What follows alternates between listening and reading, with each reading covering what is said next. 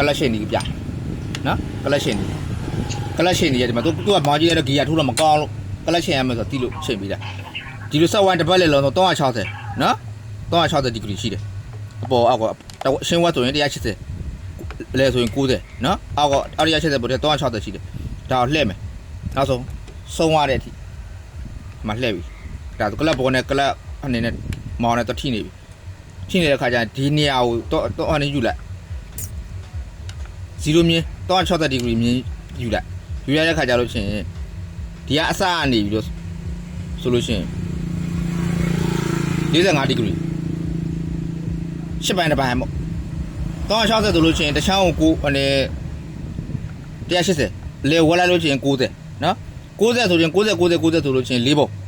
နော်4ပုံတစ်ပုံဖြစ်မယ်90မှာ45ထပ်စိတ်လိုက်မယ်ဆိုလို့ရှိရင်10ပုံတစ်ပုံဖြစ်မယ်10ပုံတစ်ပုံဆိုလို့ရှိရင် degree နဲ့တက်မယ်ဆိုလို့ရှိရင်45 degree ရှိမယ်နော်45 degree ဆိုလို့ရှိရင်ဒါဥပမာရေပင်ကြီးနဲ့တွက်လိုက်မယ်ဆိုဒါဥပမာဒါ360 degree ဆိုလို့ရှိရင်45 degree ချိုးမယ်ဆိုလို့ရှိရင်ဒီလောက်ကိုမှန်ထားရမယ်နော်ပထမမှာ360ဦးဒီလိုထိုးလိုက်မယ်ဆိုဒါ90တဝက်ဆို45ဟုတ်တယ်မလားနော်သူကဒီလိုမျိုးရှိနေမယ်ဒီလိုမျိုးရှိမယ်ဒီလိုမျိုးလို့ဒီလောက်ကြီးလည်းရှိနေမယ်ပေါ့ဒီလောက်ကြီးတအားကျလိုက်မယ်ဆိုရင်ကလပ်နင်းလို့မရကင်းနေချော်အောင်မှာတို့လားချော်သွားတွေ့လား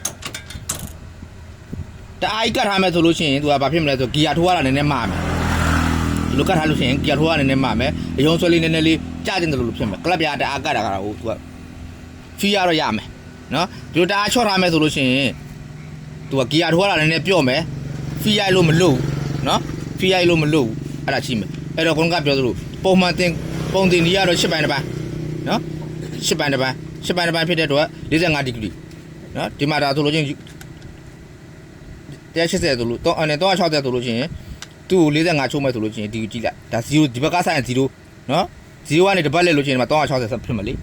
အဲ့တော့0ကနေရောဆို45 degree လောက်ဆိုရင်10ပိုင်းတစ်ပိုင်းဖြစ်မယ်အဲ့တော့ဒီလောက်ကိုကွာမှလောက်ဆို90ကိုဟုတ်တယ်မလား90ဆိုမှလောက်ကိုမှန်ညွတ်ထားမယ်အဲ့ဒါဆိုလို့ရှိရင်ဂီယာထိုးလို့လည်းကောင်းမယ်ဖီးလည်းလွတ်မယ်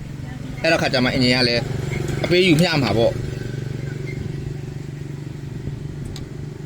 ပြန်ကြတဲ့ခါကျလို့ချင်းကိုကဒီလောက်မှထားတာလို့ချင်းဒီနက်ကိုအတွင်းကနက်ကိုလိုက်မလဲအောင်ကိုထိန်းထားမှာနော်ဒီလိုလိုက်လဲသွားလို့မရအောင်နော်